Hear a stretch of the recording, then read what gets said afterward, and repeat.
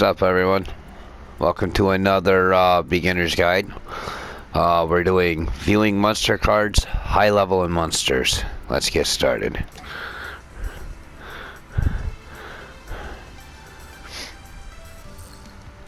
Hello there, this is IN4M8.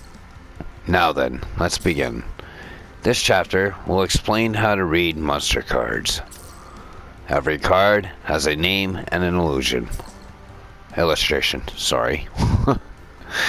This is where the card description is written. For normal monsters, a description of the monster personality and characteristics are written here.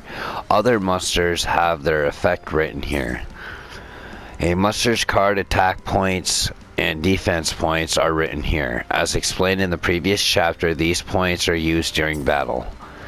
Each monster card has a specific attribute. There are 7 different attributes a monster can have. There are some card effects that only affect monsters of a specific attribute. Each monster card has a specific type. There are 24 different types of monsters there can be. I think that's the way they should have worded it. There are some cards effects that only affect monsters of a specific type. The number of stars shows the monster level. In the chapters up till now, you have only used monsters level 4 or below. In order to summon a monster that is a level 5 or 6, you must tribute 1 monster on the field. This is called a tribute summon. Sending a monster on your side of the field to the graveyard to summon a high level monster is called a tribute summon. Thank you. Try to tribute summon a monster. Into our main phase. Let's see. I actually want to do summon skull. Yes, and we'll do this. Bam. What we did there was just hit our X. I'll going through all that. In order to summon a monster that is level 7 or higher, you must tribute 2 monsters. Now we're getting into the high cards. Alright, so let's do the summoning of the Blue Eyes White Dragon. This is going to require 2 tribute summons, or 2 monsters to tribute, to bring the tribute summon. So let's do this and this. And now we've got Blue Eyes. See? Fancy. We were actually mentioning that in the beginning.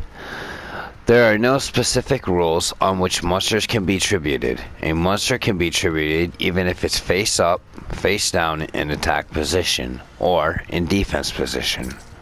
That concludes my lesson on one of the methods of summoning a monster tribute summon. This is the most basic method of summoning high level monsters. There are other ways to summon them, but I'll explain those later. Hello everyone. I decided that video was going to be way too short. What I'm going to do is I'm just going to add this one on. So let's get started with spell and trap basics next.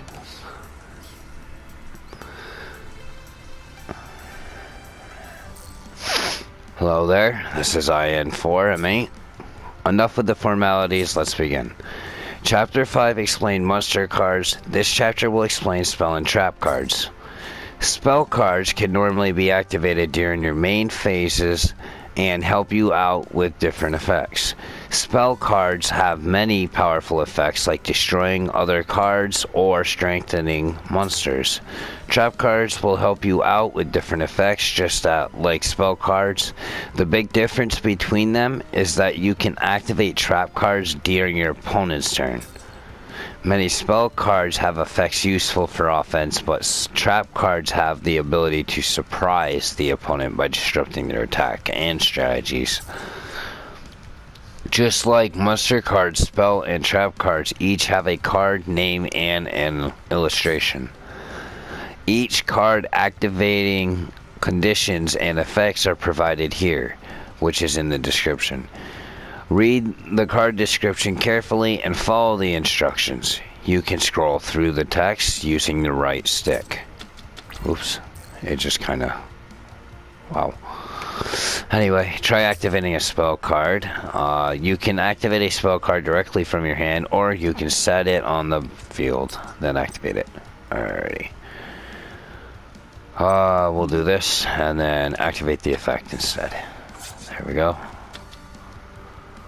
And then we're going to set this one instead. Then, once it's set, we could actually flip activate it, which will still count as a flip summon. At least for the magic card. Now we'll cover how to use the trap cards. Before you can activate a trap card, you must set it on the field first. You cannot activate a trap card in the same turn that you set it, but you can activate it anytime after that, starting from the beginning of your opponent's next turn. Try to activate the trap card. Set it. Wait for the opponent. After we end our turn by pushing circle. There we go. Now he's gonna go to attack. Activate. Destroyed him. Because he had 1,000. So it said summons a monster. Alright. Each time a trap card can be activated, the game will pause and a dialog box will automatically appear, so don't worry about when you can activate a trap card. A trap card can be used during any turn after the turn was set. But spell cards generally can only be activated during your main phases after being set. Now, what is the advantage of setting a spell card? First, your opponent does not know what card you set, so you can use that to distract your opponent. Also, if an effect that makes your card or discard a card from your hand is activated, you do not need to worry about losing any spell cards that you have set on the field. However, there are cards that can destroy cards set on the field, so your best judgment when deciding to set a card or not. That concludes my lesson on spell and trap cards. Spell and trap cards are equally important. With these cards, you can win a duel without having to battle, so it's naturally you'll want to use these cards. Well then, till next time, dismissed. I'll see you all in the next video. Like I say, let me know down in the comments below if you guys really enjoy this stuff. And yeah, I'll see you all in the next one. Take her easy.